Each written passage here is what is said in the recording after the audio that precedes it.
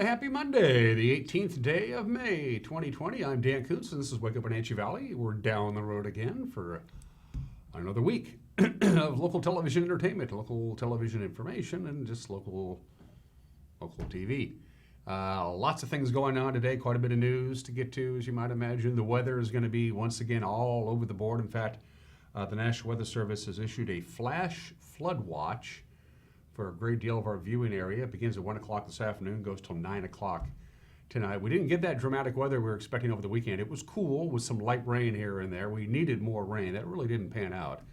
But basically, it's going to be very unsettled. We'll have almost every day this week, with one exception, we have a lingering chance of showers. And today we could see a pop-up thunderstorm. And if it pops up, ain't going to be moving real fast. That's what they're worried about. So we'll talk about that in detail when we get to the weather forecast coming up in just a couple of minutes. Sports, we finally get some results to talk about. NASCAR, anyway, is back out and running. They had a very interesting skins game down in Florida yesterday. We'll mention that. Also talk about our broadcast schedule. Great Games of Our Past continues this week on the NCW Live channel. Mike McNally's got an opinion, because he always does. We got the obscure holiday today in history, some celebrity birthdays. And we had a chance to catch up via Skype on Friday with Jessica Johnson. Jessica, of course, is the executive director of SAGE. It's been a couple of months since we checked in with Jessica. We thought we better do that, so we taped an interview with her via Skype on Friday. We'll air that for you in the back half of the hour. Let's take our tour, shall we? See what we're looking at today on this Monday morning. As you can see, we have a few high clouds. All of these shots that you see from Localtel's Sky-Fi high-speed wireless setup. Look at that little sliver of sunlight down in the South Wenatchee area, and then again up near the Obi Gardens Sunny Slope area. So that's kind of pretty. I kind of like that. It is cool. It's 46 degrees outside of our studios. We did not get very warm at all over the weekend. Saturday and Sunday, same high. It was 65 on Saturday afternoon, and our high temperature on Sunday was also 65. Our normal high should be about 72. Sun popped up, and it was a spectacular sunrise this morning, by the way. It came to pay us a visit at 5:20 this morning. It'll be hanging around till 8:35 tonight, 15 hours and 15 minutes of daylight. And once again, things will be unsettled. The atmosphere has got all kinds of crazy stuff going on outside, and that's the way it's going to be all week. Camera number 2, where are we off to, Megan? Let's find out together. She says, wow, that's cool. I don't know, Cole's Corner? That's the Lake Wenatchee camera. Somewhere down there is Lake Wenatchee. Speaking of Lake Wenatchee, they did find the missing camper over the weekend, the 40-year-old Leavenworth man who went missing about a week ago. They found him on Friday afternoon up in that general area on Chihuahua Loop Road in the Wenatchee River. We'll have that when we get to the news, but a pretty cool view there. That's sweet. I can't wait for camera number 3. Let's take a look-see at Jump Off Ridge, I believe. Is that correct? Hey, I'm 3 for 3. I like that. Somewhere out there is the Wenatchee Valley. This camera is tilted a little bit more to the north. If we had it tilted just a little bit more to the right, you'd be able to see a little bit of the Wenatchee Valley, but a great view of the Stemilt Basin. Off in the distance is Wenatchee Heights. Off even further still is the Cascades. Great view from that area, from the Jump Off Ridge camera. And camera, that's high above Malaga, of course. And camera number 4. Looks like the top of McNeil Canyon, am I correct? Hey, I batted 1,000 this morning. That is an incredible view. That's a super high camera on a super tall tower. So if you live in that general area, go outside your front door and look on up to where that is. And if you can see it, you might be eligible for Sky-Fi. That means you can have screaming fast internet without having fiber run to your house. Lake Chelan way off in the distance. Lake Chelan busy over the weekend, I'm told, even though the weather wasn't really good. Of course, coming up this weekend is Memorial Day weekend, which is the traditional let's go out and have fun beginning of summer. I don't know how many people are going to be doing that this weekend. I don't know. We'll take a look at that Memorial Weekend forecast, too, coming up. So that's our tour around north central Washington and the Wenatchee Valley. At 5 minutes after the hour, we do have a slide to show for you. And, yep, it's going to be a wet week ahead. No question about that. Again, a pop-up thunderstorm is what we're really concerned about. If we get any, they're not going to be moving around a great deal. We do have a flash flood watch. Starts at 1 o'clock this afternoon, goes through 9 o'clock this evening. They're worried that if there's a thunderstorm that does develop, it's going to linger, and that means you could have some heavy downpours in some locations. This flash flood watch is for Omak, Winthrop, Manson, Brewster, Plain, Leavenworth, Medhow, Okanagan, Twist, Mazama, Oroville, Cashmere, Chelan, Concanelli, Aniat, and right here in the Wenatchee Valley. So we could see some thunderstorms today. Basically every day this week, with really the exception of Wednesday, we have a chance of rain. It's just that simple. It's from Patriot Plumbing, Heating, and Cooling, who gives your home a hug. Here's what we're looking at today. Quite a bit of sunshine for the most part, but again, a late afternoon thunderstorm is a distinct possibility. So it seems kind of strange, mostly sunny and a high of 72, but a 60% chance of rain. That's what we're looking at. Again, not a lot of rain at all. We did not get nearly as much rain as we needed over the weekend. We just had a kind of a light sprinkles here and there. We need more rain. And of course, if we have a thunderstorm, it can come down at a pretty good dose. Chance of rain tonight goes from 60% to 40%. If we get any rain tonight, it'll be before midnight, 51 for the overnight low. Tuesday, partly sunny, high of 73, but again, 30% chance of rain on Tuesday. 51 for the overnight low on Tuesday night. On Wednesday, nicest day of the week. The trade-off Wednesday, quite a bit of sunshine, high of 72, but it's going to be windy at times on Wednesday. The National Weather Service tells us we'll have a west wind 6 to 11 miles an hour, then picking up in intensity to around 20 miles an hour on Wednesday afternoon, with the occasional gust even stronger than that. Wednesday night, the next system comes in. Still breezy, quite a bit of cloud cover Wednesday night, 47 for the overnight low.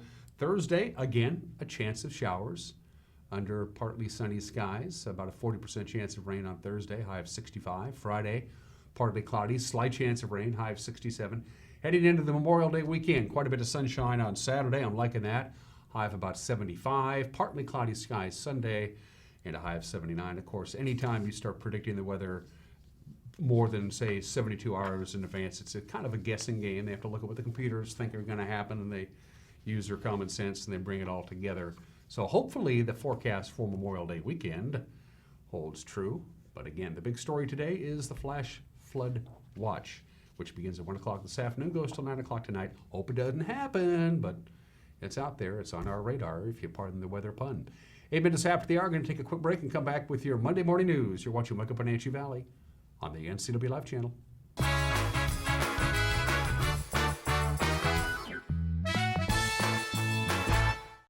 Hi, my name is Manuel Navarro, Chief Operating Officer at Columbia Valley Community Health.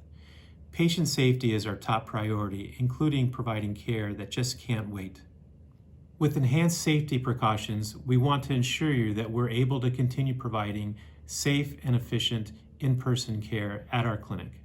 From in-car check-in, ongoing screening, immediate rooming, your family can get the safe care that they deserve here at Columbia Valley Community Health.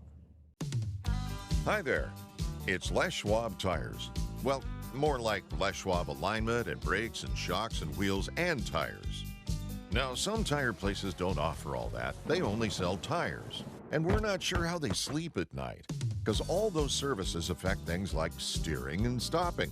That's why we offer more than tires to help keep you safe. Stop by or book an appointment at leschwab.com. Les Schwab Tires, doing the right thing since 1952.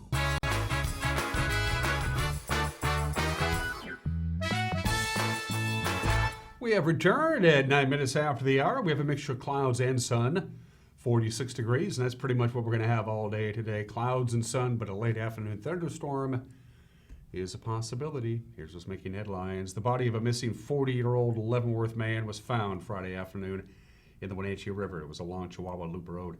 The Chelan County Sheriff's Office said Jedediah Thorpe had been missing since he wandered away from his campsite. That was a week ago on Sunday. His body was found near milepost 7 along Chihuahua Loop Road, about a mile from the campsite where he and his family had been staying. Sheriff's deputies, Chelan County Volunteer Search and Rescue, and Chelan County Swift Water Rescue personnel, they've been searching for him since last Monday. With improved weather on Friday, the Sheriff's Office helicopter was able to search the river and located Thorpe at about 3 o'clock on Friday afternoon. Thorpe's death is under investigation, according to the Chelan County Sheriff's Office. The Grant County Sheriff's Office says the death of a man who fell from his boat Thursday morning in Moses Lake was, quote, nothing more than a terrible accident. End quote. The man has been identified as 41-year-old Kelly Ellingson of Moses Lake. The sheriff's office said Ellingson and a companion were returning to the dock at Blue Heron Park when Ellingson accelerated the boat while making a turn, and that caused both him and his friend to fall in the water. This happened about 9:30 in the morning. The companion swam to shore. Ellingson went under and did not resurface. Neither Ellingson nor his companion were wearing a life vest. Columbia River Dive Rescue personnel recovered his body about 5 o'clock on Thursday afternoon. Amid the COVID-19 pandemic, Chelan and Douglas County health officials quickly sent a proposal last week to the state asking to reinvigorate some sectors of the economy. And just as quickly, their proposal was shot down. They called it Phase 1.5, and our very own Jefferson Robbins explains how the project came together and then fell apart. Chelan and Douglas counties wanted to take a half step toward reopening the Wenatchee Valley economy this week, but the State Department of Health turned them down. On Wednesday, the Chelan-Douglas Health District asked for a variance under Governor Jay Inslee's Safe Start Pandemic Recovery Program to reopen small retail stores, medical and dental services, hair and nail salons, pet grooming, and additional construction in the valley. But on Thursday, State Secretary of Health John Weisman refused to consider the proposal. The request came from the county commissioners. They were very concerned about businesses, small businesses that were adversely affected. Jill Dowling-Thompson is the mayor of Waterville and chair of the two-county Board of Health. She says big box stores have been allowed to thrive under coronavirus while using social distancing methods, but businesses deemed non-essential have had to adapt or close altogether. Counties must meet a certain population threshold and have no new coronavirus cases for 3 weeks before they can be considered for Phase 2 of the governor's strategy. The Wenatchee Valley has 302 known coronavirus cases, with new ones detected as recently as this morning. The commissioners here, they knew they didn't qualify for that particular variance, but they're really asking the governor to take a look at what we're calling 1.5, looking at some areas that can be expanded relatively safely, kind of moving towards that Phase 2 in the meantime. Thompson said the strategy was questioned by Dr. Malcolm Butler, the health district's chief medical officer, but last week it passed the 8-member Board of Health, where 4 county commissioners are board members, and Health Administrator Barry Kling put the request in writing. It included support letters from multiple local agencies, towns, businesses, and churches, but none from Confluence Health or Columbia Valley Community Health, the region's 2 largest healthcare providers. David Olson, CEO of Columbia Valley Community Health, said he was not aware of the 2 counties' request to the state until he heard about it from news media on Wednesday night. Well, I would certainly think that any healthcare provider would be asked to give input, but I know that time was of the essence.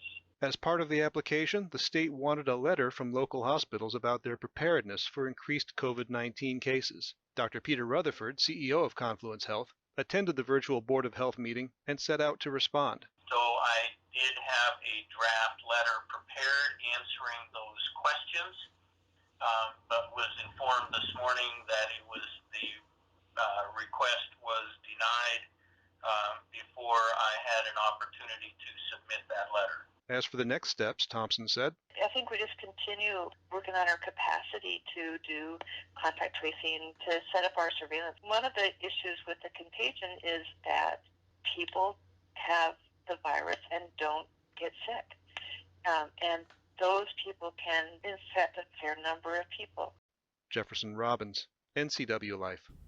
Thank you for that report, Jefferson. We appreciate it. The story we first brought you on Saturday is worth mentioning again. US 97A, the main route between Wenatchee and Lake Chelan on the west side of the Columbia River, is now closed at the Knapp's Hill Tunnel for at least a few more weeks. So that's going to allow crews to perform emergency slope stabilization work. Trooper Jeremy Weber with the Washington State Patrol explains the situation. Hey, Trooper Weber, Washington State Patrol. I'm out here with DOT in the area of Knapp's Tunnel. This is a familiar area to a lot of the local people around here and some of the people that travel up to Lake Chelan. We've had a big problem recently with rocks coming down the highway, into the highway, doing damage to the roadway. If you look, you can see all the damage that the rocks have done. Head over and just look at the guardrail. Rocks have done all that damage. This have not been cars, they've been rocks. And fortunately, nobody's gotten hurt. But today the DOT decided to do something about it. They've got people coming in to assess the situation and work on it. So we are closing this area. Highway 97A and Knapp's Tunnel is closed. Detours will be 971, which will put you on the backside of Navarre Coulee into Chelan, or if you're in Wenatchee and heading up to Chelan, we recommend that you take Highway 97 and take that all the way to BB Bridge and then cross into Chelan from there. So it is closed indefinitely until this is resolved. We want to make sure that people are safe out here. Get to where you're going, take some time, do it safely. We'll follow you, give you some more updates here as we know them and when the roadway is back open. But keep watching the State Patrol's Twitter account or the Washington State DOT with updates, and we'll be following up on this continuously. This is Trooper Weber with your Washington State Patrol. And the DOT is recommending that all motorists who are traveling between the Wenatchee Valley and Chelan use Highway 97 on the east side of the Columbia River, State Route 971, which is the Navarre Coulee Road. It's open to local traffic, but it is not recommended for large vehicles. The Washington State Department of Transportation will go ahead this week with rock removal work. It had already been scheduled at 3 sites along 97A, including just south of the Knapp's Hill Tunnel. Speaking of road closures, Rock Island Road will be closed between South Majestic Drive and South Nile. That begins today. They're going to install a sewer main. Douglas County says the project is expected to last 5 days, so this working week anyway, with the closure scheduled to begin at 6 o'clock this morning. The work is being done by Selland Construction. Finally this morning, assuming that next school year is back to normal, the Wenatchee School District has delayed a decision on new start times for classes. The district wants to cut down on the time that students spend on buses going to and from school. Some of them are riding for up to 2 hours at a time. About 61% of public comments on the plan were favorable, but Superintendent Paul Gordon says proposals to revise class start times need to be reviewed. Parents' main concerns had to do with the possible effects on childcare and athletics. And that's a look at what's making news on this Monday morning. The crew will be back at it again to put together a newscast so you can stay in the loop on what's happening in the Wenatchee Valley and all over north central Washington with a preview of the Monday night news. Here's Grant Olson. Good Monday morning, Dan. Coming up tonight on the NCW Life Evening News, all the latest COVID-19 news from around north central Washington. More showers and possibly a thunderstorm. I'll have your north central Washington weather forecast, and Eric Granstrom will take a look at area sports. That and all the day's news coming up tonight at 5, 6, and 10 on the NCW Life Evening News. Hope you will join us then. Dan? Thank you, Grant. I make a point to watch the news. I hope you do too. And if you have a news tip or if you just want to drop us a note, we love to hear from you, our viewers, and you're pretty good at doing that. You can email us news@ncwlife.com, news@ncwlife.com. That's our email address. You can go to our Facebook page, give us a big old thumbs up, and drop us a note via Facebook Messenger. Or if you go to our website, and I recommend bookmarking it and checking it out because we're always populating our website. At the very top of our homepage at ncwlife.com, you'll see the Contact Us icon, and you can get a hold of us that way as well. Going to take a break. When we come back, we got sports, the obscure holiday, today in history. We all remember what happened 40 years ago today if you lived here in the Pacific Northwest and you're old enough to remember. Also some birthdays, Mike McNaughty, and my conversation with Jessica Johnson from Sage, all between now and the top of the hour. You watch Wake Up in Wenatchee Valley on the NCW Life channel.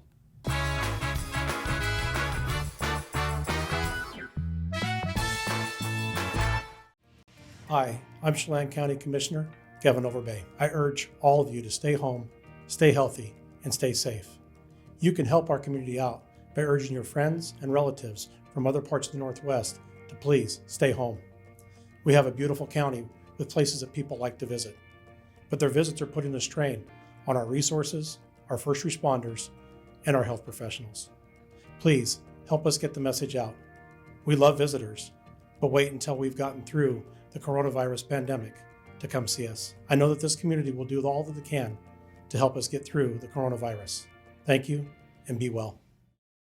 How much are you paying for adult, family, or assisted living? Epladolin Retirement and Assisted Living offers one-bedroom apartments for one affordable price. Their rates are all-inclusive, no nickel or diming or sudden increases, just one set price. You or your loved one will receive good food and excellent care in a relaxed, home-like environment. Stop on by for a tour to see if the Epladolin family is the right choice for you. Family owned and operated, Epladolin Retirement and Assisted Living in Cashmere. Affordable care.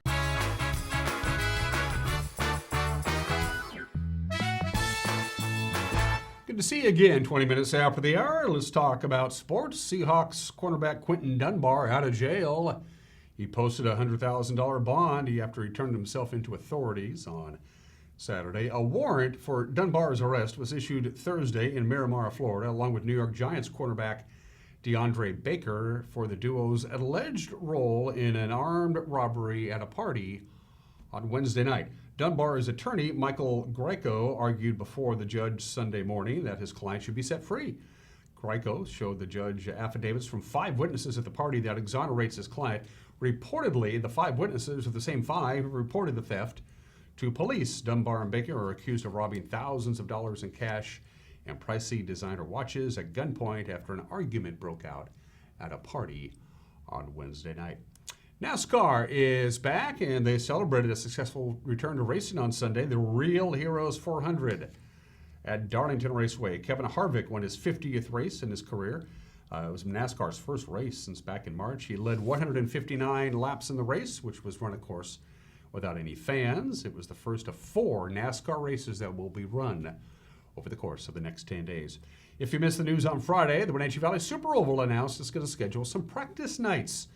The Super Oval announced on social media that there will be 2 open practice sessions on May 27th and June 3rd from 5 to 8. The pits will open at 4 o'clock. The cost to teams is $125 with a maximum of 5 people allowed per team. To reserve a spot, call ahead, 509-884-8592. PGA made a return, kind of, yesterday at the tailor-made driving relief match play. Skins game at Seminole Golf Club. In Juno Beach, Florida, Rory McIlroy delivered the winning shot Sunday, and he and Dustin Johnson edged the team of Matthew Wolff and Ricky Fowler. McIlroy and Johnson raised $1.85 million for the American Nurses Foundation. Wolff and Fowler raised $1.15 million for the CDC Foundation. It was the first televised PGA event since early March, featured players carrying their own bags. There was no gallery, of course. The players were mic'd up for an inside listen to conversations between the players. Speaking of golf, hey, here's some good news. We had an update on Friday from Governor Jay Inslee's office, and guess what? Foursomes are back. Yeah, there were 5 updates that came down the pike on Friday, but now unrelated foursomes are allowed. Now, when golfing returned at the beginning of this month, only players from the same household were allowed to play together. The update says, and I'm quoting now, foursomes are permitted as long as the course determines that foursomes will not create congestion on the course. Single players should be asked if they would like to be paired together, end quote. So good, we can play in foursomes again. All right, let's take a look at our schedule for the week. We're going to go back to a Thursday through Sunday schedule this week. We're going to kick it off in fine fashion Thursday night. It's hockey night, as you well know. We're sticking with the amazing playoff run for the Wenatchee Wild from a couple of years ago. Game 5 of the Doyle Cup Finals with the Spruce Grove Saints. Our checker with the call. You can watch that Thursday night at 7. Friday, we got Apple Sox baseball against the Yakima Valley Pippins from last August. Saturday, we'll start with West Valley and Eastmont Wrestling from January of 2017 at 2 o'clock. That's followed at 6:30 on Saturday by Big 9 football from September of 2017 between Eastmont and West Valley. And then on Sunday, we'll have a Wenatchee Wild versus Merritt Centennials double dip at 2 o'clock and 7 o'clock from last November 1st and 2nd from the town Toyota Center. And that's sports. At 24 minutes after the hour, 3 obscure holidays caught my eye, but I only do one. On this May 18th, it's National Cheese Soufflé Day. It's National Visit Your Relatives Day. Safely, of course. But nope, May 18th is No Dirty Dishes Day. And you can celebrate it either way.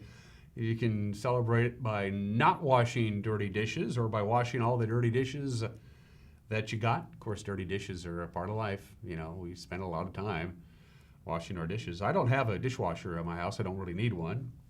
I eat, I wash the dishes, I put them in the drying rack. So it's not really a problem for me, although occasionally I get a little lazy.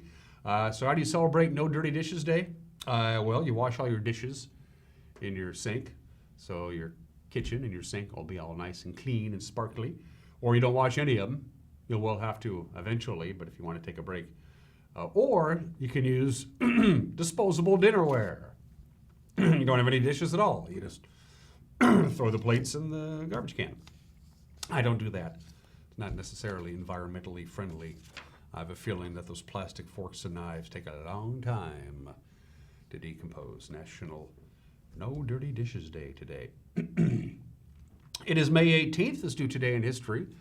157 years ago today, during the Civil War, May 18th, 1863, one of the most significant events in the Civil War, the Siege of Vicksburg began. Vicksburg, Mississippi was completely surrounded by Union armies. They couldn't go west because they had the Mississippi River there, and they had a whole bunch of gunboats waiting for them. They couldn't go north, they couldn't go south, and they couldn't go east because General Grant's army basically had Vicksburg entirely surrounded. They tried to bombard the town into submission. The town bombarded them back, and finally Grant said, we'll just wait you out. You can't get any supplies. You're completely cut off from the outside world. And finally, on July 4th, they said, that's it, we give up. And of course, it sliced the Confederacy in half. They lost complete control of the Mississippi River, which was a big thing for them. So Arkansas, Texas, and most of Louisiana was cut off from the rest of the country, and the rest of the Confederacy, considered by many people to be one of the turning points of the Civil War. The Siege of Vicksburg began on the state in 1863. Plessy v. Ferguson. Oops. Not one of the better days in the Supreme Court history. It was on May 18th, 1896. 124 years ago today, the Supreme Court rules in Plessy v. Ferguson that separate but equal is Constitution. Justice John Marshall Harlan disagreed. He filed a dissent. He said the Constitution is colorblind. You can't do that, but they did it. It became known, of course, as separate but equal. It was eventually gradually overturned by the Supreme Court, beginning in the 1954 Brown v. Board of Education decision. But separate but equal. Ooh, not very good. Happened on the state 124 years ago. Speaking of not very good, his name was Andrew Kehoe. That was his name. He was the treasurer of the local school board. He was also a failed candidate for township clerk. Andrew Kehoe, he murdered his wife. He firebombed his farm, and then he detonated enough dynamite under the north wing of the Bath Consolidated Elementary School that 38 students and 6 teachers were killed. After rescuers arrived to start figuring out what was going on, Kehoe drove up to the school in his truck. His truck was loaded with dynamite. He detonated that, killed himself, killed 4 rescuers, ended up injuring 58 people. Andrew Kehoe blamed his murder-suicide on high taxes. His farm was being foreclosed upon. He blamed high taxes, and he killed a bunch of people in response. Happened on the state 93 years ago today. And finally, everybody knows what happened on this date 40 years ago today. It was at 8:32 in the morning, a beautiful Sunday morning. Look at this incredible footage. You have to remember, it was just a gorgeous day. It was blue skies and sunshine, and it wasn't rainy or cloudy, and there she goes. The entire north face of Mount St. Helens slides away. Biggest, largest landslide ever recorded.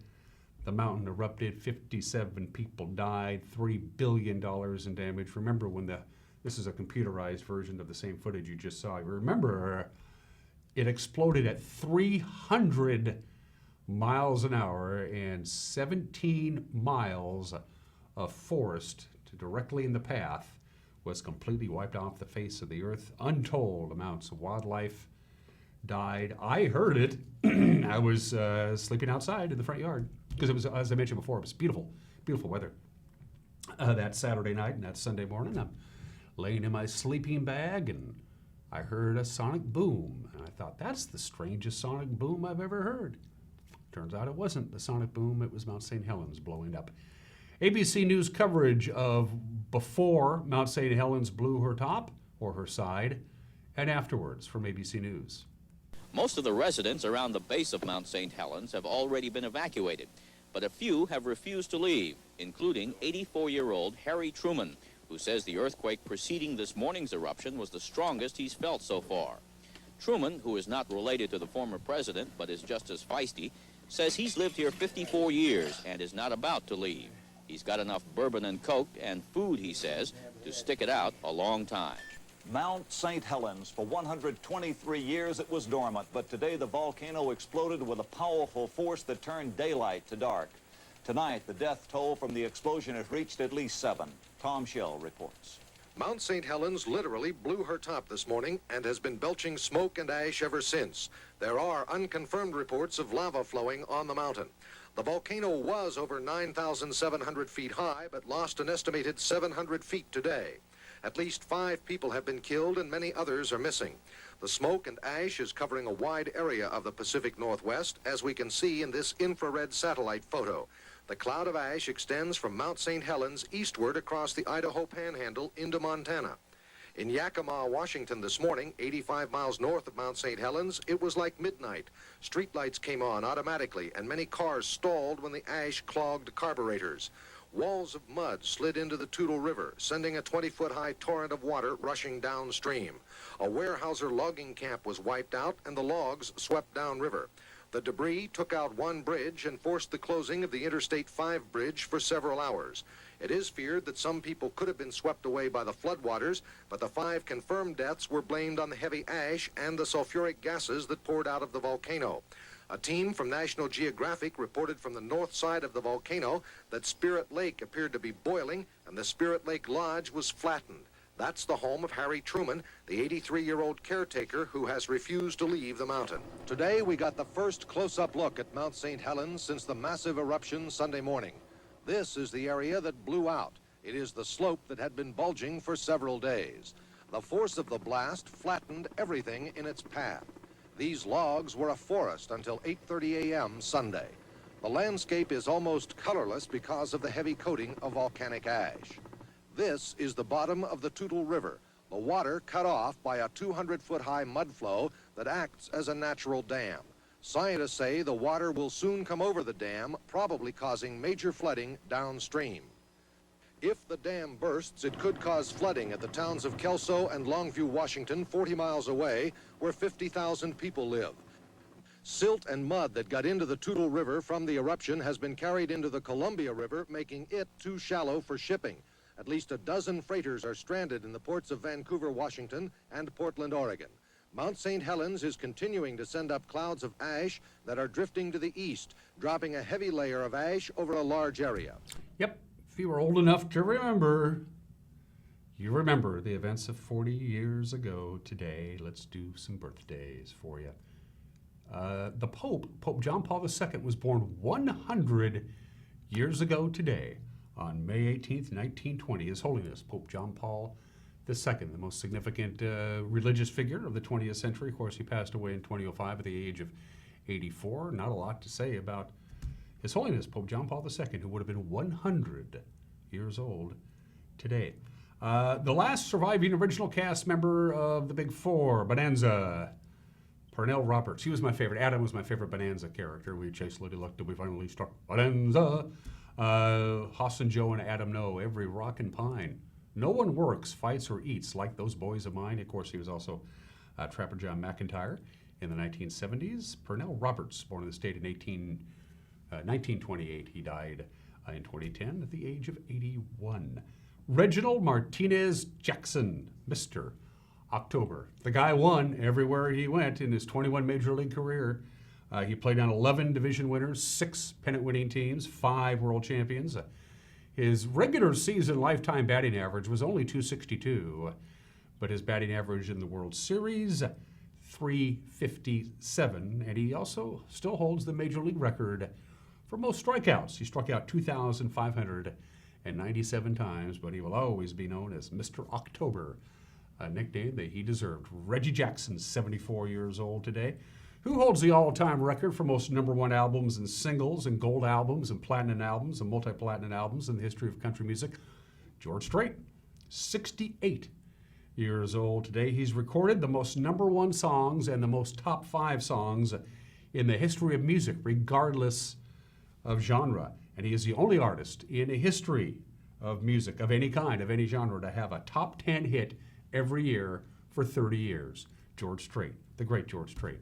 68 years old today. And Tina Fey celebrates a milestone. She's 50 years old today. Of course, she was on Saturday Night Live from 1997 to 2006. Eventually became the head writer of Saturday Night Live. Then she created the show 30 Rock, which is very funny. And then she created The Unbreakable Kimmy Schmidt, which was a very funny show. If you like comedies about cults, I recommend it. Happy 50th, Tina Fey. Going to take a break. Mike McKnighty's got an opinion. Then my conversation via Skype with Jessica Johnson, the executive director of SAGE. Very informative conversation. If you don't want to miss it, It's coming up. You're watching Wake Up Wenatchee Valley on the NCW Live channel.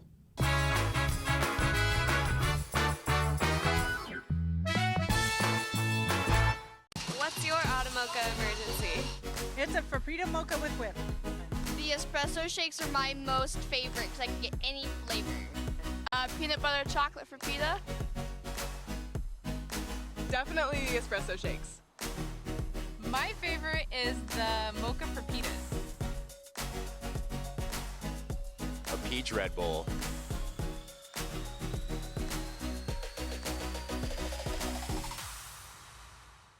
Don't worry, all the fun is around the corner. There's no better time to get ready than now with Blue Lagoon Pool and Spa Spring Sale. Stock Up and Save sale is now going on in-store and online at bluelagoonpoolandspa.com. Even pool heaters are on sale. Financing available upon approval. Credit 24-month, no interest with equal payments. Stop by today or order online at bluelagoonpoolandspa.com. Free water testing available in store or curbside. Don't wait. The sale is going on now through June 1st.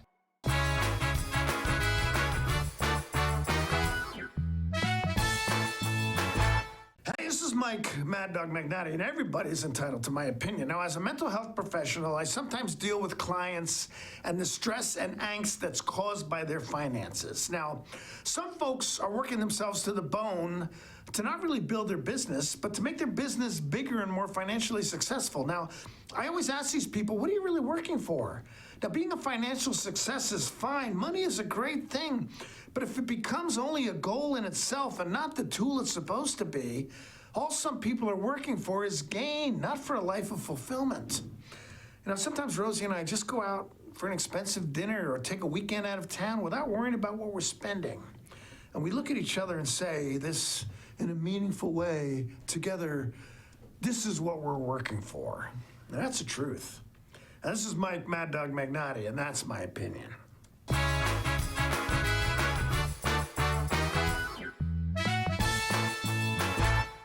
Arctic Refrigeration and Heating, serving North Central Washington, is proud to offer the finest heating and cooling air quality products along with prompt and professional customer service since 1984.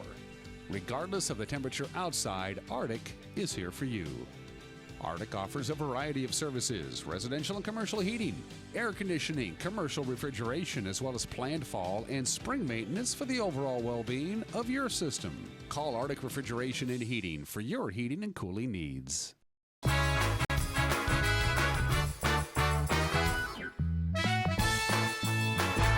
Quick buttons here and we'll do it. If you're ready, I'm ready. Yes, I'm ready. Okay, here we go. Interview with Jessica. This airs Monday, by the way, Jessica. Okay. Here we go. I'll tell my fan base. Sorry. Just teasing. Sorry. Go ahead. Hey, I'm just glad that you're ready. I did 2 Skype interviews this week, and both. You know. I just needed a refresher. I'm good though. Okay, here we go. In 5, 4, 3, 2. Welcome back to Wake Up Wenatchee Valley. I am Dan Kuntz. Jessica Johnson is a well-known person in the community and a long-time supporter of this show, and somebody who's been on this show many, many times. She's the executive director of SAGE. The last time she and I had a chance to visit, we were talking about the big event, the big fundraiser. That was back in early March. In fact, it was one of the very last events, Jessica, that actually happened here in the Wenatchee Valley before the COVID-19 pandemic kind of shut everybody down. Your organization, SAGE, has been affected just as much as anybody. So I guess the first thing I want to ask you as we get caught up for the first time in a couple of months is, how is your organization handling this pandemic as we talk? Well, we have changed the way that we deliver services. We're still open, but we're not open to the public. So what that means is that my team is fully remote now, and they have laptops and everything they need to do services telephonically over the phone. So I know that's not probably the best way.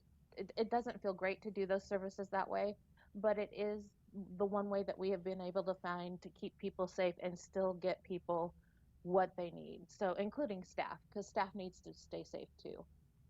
So go ahead.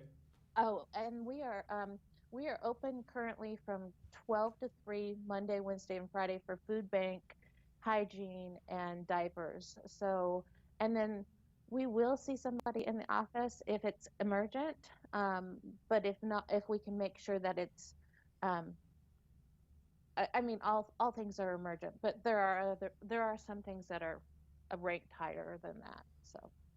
How are you holding up on food and hygiene products and things like that? Are you okay in that department? Yes, so far we seem to be doing really well. We have been lucky to have gotten some more food donations through our food banks. We all have also been lucky to get some more hygiene products donated, and then the diapers. We are blessed that the Women's League, um, you know, usually in October and April, they always make big donations for that. So far we're doing okay. It's just one of those things that's kind of a one day at a time. But if people need food, hygiene products, if they need diapers, even if you're not a current client, you can come in and we can chat and we can get you what you need. So, or you can come to the office and we'll get you what you need on those dates. How have you been handling, say, the legal aspects of your job? Say, like protection orders and things like that. How are you dealing that? What's your relationship with the courts, and how does that work in this social distancing time? So most of those are being heard either via like a Zoom call or telephonically also. And so what we are doing is we're trying our best to do those all over the phone. But if we do have somebody who has to appear in court or be on the phone, then what we do is we invite them in, and we have this really long table that we have had for years, like since I've worked there. So we have a person and usually an advocate. They socially distance. The phone's in the middle. They're both wearing masks. We're doing everything we can to protect them, but we also want to give them the support that they need too. So that's kind of how we're doing that. Most everybody has been doing pretty good as far as the stay home, stay healthy order. People have been self-quarantining. Has that led to more cases? I mean, people are locked in together in houses and apartments, and are you seeing an uptick in your services, if you know what I mean? Yeah, we are really worried about the fact that people are in the house, locked down together, not only for domestic violence reasons, but also for child abuse, because that usually happens at home, of course. And kids don't have the luxury that adults do if you consider going out to the grocery stores and something like that a luxury to get out of the house. I mean, we rely a lot on school for our referrals there, and they're not going to school. They're not going over to friends' house to play. So we are worried about that. And I think what's going to happen is maybe not the first week, maybe not the second week, but I'm pretty sure, and the law enforcement agrees, and CPS agrees with me, that we're going to see a sharp spike in services. And so, so we're worried about that. As far as DV goes, that's the same thing. That if you're quarantined with your abuser, it's really hard to make a phone call. And it's really hard to get out of the house. So we're worried about seeing an uptick in those too. I will say that we have seen cases at the hospital that have been more severe. So, something, it's not right for anybody to hit anyone. I'm not saying that, but we've seen the violence get worse, that there has been more broken bones or severe beatings, those types of things. So it's sad because we know those people are out there, but also during this time, and you and I have talked about this before, that sometimes it's easier to stay with somebody that you know than try to figure out how to go about being at a new place, being with different people, especially during this time of quarantine. So that makes sheltering people a little bit difficult too. And there are all kinds of contributing factors to this, Jessica, not the least of which is economics. A lot of people simply don't have the economic wherewithal to get away from their abuser because they've been laid off and they're living basically day to day, month to month, just with food and rent, and that builds up stress, and that stress has a tendency to release itself in unhealthy ways. Yes, that's exactly what we call the cycle of abuse, is that something happens. Well, first you feel the tension building, and then you feel like you're walking on eggshells around your partner, and then something happens like this, COVID, or somebody got laid off of work, or they're just in close proximity all day, every day, and that causes the explosion. And right now, I don't think that there really is a honeymoon period because you can't really back away from that person if you're sheltering at home with them. But so I feel like it, instead of having like the triangle that we usually talk about, it's just going from tension building to the explosion, tension building to the explosion. So just a circle. And that makes it really hard for people because there's nowhere for them to get away. I mean, basically, we talk about power and control in a relationship for domestic violence, and that happens. But right now, there's no relief from that because that person, like I said, is sheltered with their abuser. And if that happens, the power and control just escalates. I mean, the abuser tends to be more controlling. The survivor, the victim, doesn't have anywhere else to go right now because we are trying to follow the governor's orders to stay at home and stay healthy. Have you gotten more help from governmental agencies that assist Sage, or is, with everything going on, is it difficult just to get somebody who's in an intolerable situation out of it because of what we're going through right now? We've been really lucky. There have been some grants that have opened up, small grants, to help basically agencies like ours. Like we were able to get the computers from a grant from OCVA to go ahead and get our staff mobile. We were able to apply for some small community grants to help us with motel nights. Not to say that we don't need more of those because as you can imagine, trying to put somebody into shelter at this point in time is really difficult because not only are we risking their exposure to somebody who might already be in the house, but we're also risking that person's exposure and staff people's exposure. So, so we've been seeing an uptick in that. As far as regular finances go, I'm going to knock on pretend wood because there's not any close. We've been pretty good. Our grantors have already, they already have the money for this year. So we're good until July 1st, but they've also released the grants for July 1st through June 30th of next year. And all of the information that I've been getting from them is that spend your money, we'll be a little bit more relaxed. So if you need to move things, let us know.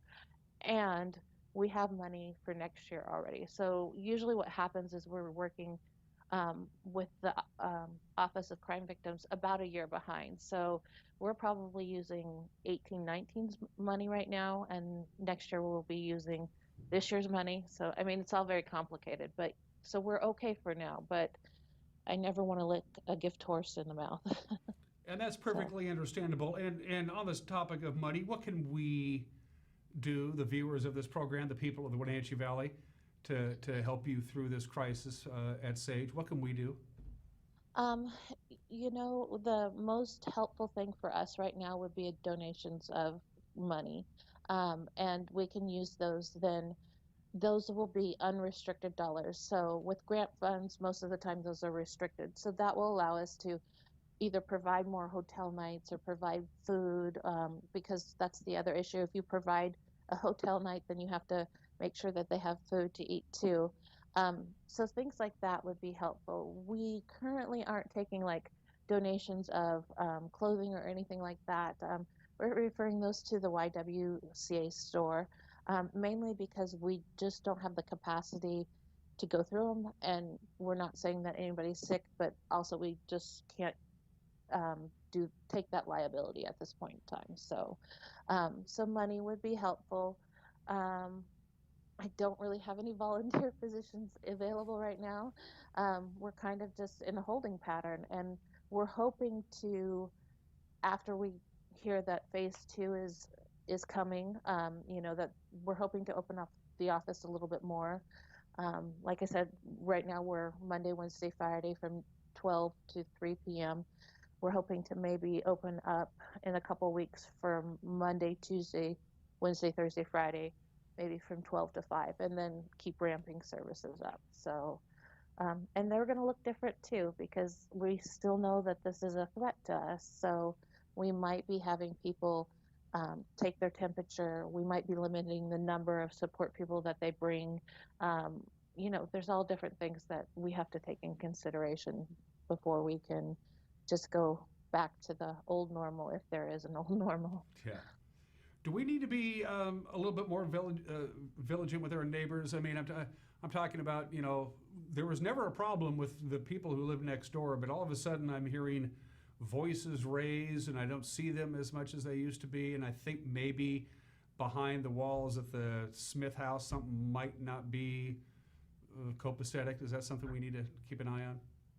I think so, because the reality is right now there's no way for the person who is being victimized to call. Usually the abuser will control the phone. They will, people don't have landlines anymore, so they'll take away their cell phones. So yeah, I think that if you feel like that, if somebody's in danger in that household, I would call 911 and ask them to do a well check. If anything, it can be just somebody coming up and just, saying, hey, we had a report that somebody might be in trouble in here, or, that there was loud voices and we just want to check to make sure everybody's okay. I always say err on the side of caution. It's kind of how I do when we do mandated reporting checks. Is this something that's reportable? Is this something that I feel like CPS needs to know and doesn't meet my requirement as a mandated reporter? So sometimes I don't have all that information, but sometimes I do, and then I just err on the side of caution and make those reports, yes. But the 24-hour crisis line is open. It never closes. So if you absolutely have to call SAGE for whatever reason because you're in an intolerable situation, somebody's going to answer the phone. That's correct. We're open 24/7. It's the same office number as normal, so it's the 509-663-7446 number, and there is somebody on that crisis line every minute of every day. So please call if you are feeling like you need help, or if you know of somebody that you think that might need help. If you are feeling like I'm stressed out about this COVID thing, because I know we all are, that you need to talk to somebody that's not 3 or 4. I mean, you can call and check in, and we can see what we can do to help you with services. Because we talk a lot about domestic violence services, and that's one of our programs, but also we have sexual assault, we have the Child and Family Advocacy Center, and we also have the crime victims piece of our program. So things from fraud to assault to arson to burglary to all sorts of things we can help people with. On a much happier note, how's Hank doing? I miss the big guy. I know. I miss him too. He spent the night at his Aunt Stacy's last night, so he'll come home today. He's doing well. He's been not busy, which he doesn't like, and I'll let you know that he thinks I'm rather boring when we have to stay at home. So, but we are still doing some emergent forensic interviews. So yesterday we did one, and he was happy about that. He loves to see kids. But he is doing a great job. He wants to be busier because he misses the hustle and the bustle of the office, and we all do. So he just thinks we're all really boring right now. So it is what it is. Jessica, we're almost out of time. Again, we're talking to Jessica Johnson, the executive director of SAGE. And if you need any help, go to findsafety.org. Findsafety.org is going to get you going down that path, and I hope you don't have to go down that path. But Jessica, I'm going to leave you the last word. Do you have any message out there for the people of the Wenatchee Valley from you and the staff at SAGE during this pandemic? I'll leave it to you. Okay. Well, really what we want you guys to know is that we are here for you, and that if you even think that maybe you don't need the service, but somebody else you know does, if you have questions about services, any doubt at all, please call us, because that's what we're here for. That's what we want you to know, is that we are here for you. We recognize that this is a very tough time for all of us, but we also know that the people who are in a relationship right now that might not be the healthiest, or maybe their child is being hurt or something like that, we want you to know that there is something you can do. You can reach out to us via the phone number, the website. You can also find us on Facebook and send us a message through there. Sometimes that's easier. And we'll try to coordinate services and get you to someplace safe if that's what you need. So really just know that we're here for you. And again, if you absolutely have to talk to somebody, and the people who man the crisis line know what you're going through. They know what you're going through. Once again, the number is 509-663-7446, 663-7446. There is always help. Jessica, it's wonderful to see you. Nice to see you too. I can't wait to see you in person. I know. And if you need any help from the NCW Life channel, you know where to find us, okay? Okay, I will do that. Thank you so much for having me on again. Anytime, Jessica, and we're thinking of you.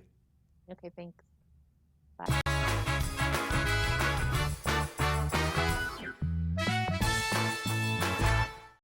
At Harvest Valley Pest Control, we know you are committed to making your home and business a healthy and pest-free place. Hi, I'm David. Give us a call and we'll give you a firm price over the phone and schedule a time that works for you. We will do an in-depth 30-point healthy home or business inspection and craft a customized plan of action designed specifically for your pest issue. Give us a call or visit our website today. DOGHOUSE Motorsports just won Best Motorsports Store for the 6th year in a row. Is it the great facility? Is it the fantastic products? Or is it? I'm Bobby. And I'm Tamer.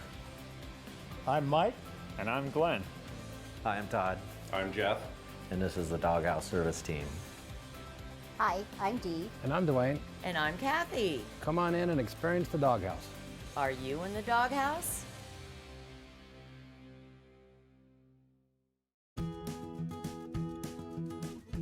You don't have to be a member to enjoy the view and dine in style at Highlander Bar and Grill in East Wenatchee. Open 7 days a week, Highlander Grill offers breakfast, lunch, and dinner. Dine in or take it to go, our friendly staff is here to serve you. Reservations recommended for Friday night's prime rib dinner. Call for live music dates. Hi, I'm Shalane, site coordinator for Highlander Grill. Give me a call to schedule your event today.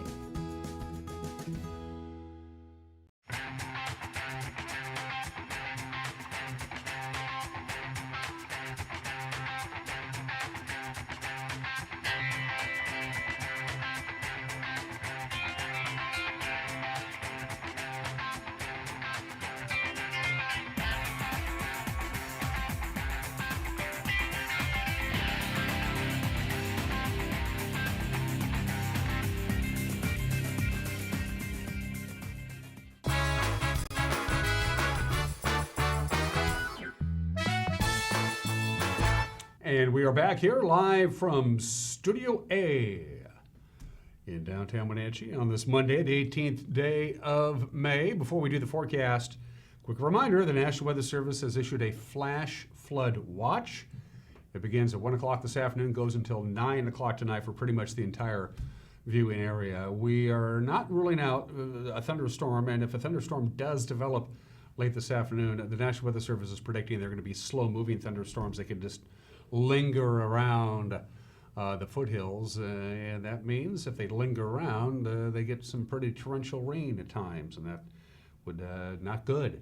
So a flash flood watch in effect for almost all of our viewing area from 1 o'clock this afternoon until 9 o'clock tonight. Now let's take a look at that forecast for the rest of the week. The word, as it was all of last week, is the same this week: unsettled. We have a chance of at least some rain every day this week, with the exception of Wednesday. Wednesday should be dry. So we're looking at sunshine, but still a 60% chance of rain, again, because we could see a pop-up thunderstorm. And a high today of about 72, 51 for the overnight low tonight. Whatever showers we get tonight should be tapering off by midnight or so. For Tuesday, partly cloudy, but again, a 30% chance of some showers. No thunderstorms in the forecast Tuesday. We'll top off at 73, 51 for the overnight low on Thursday night. Lots of sunshine, lots of wind, however, on Wednesday. Quick heads up. Everybody have a great Monday. We will see you tomorrow. Take care. Bye-bye.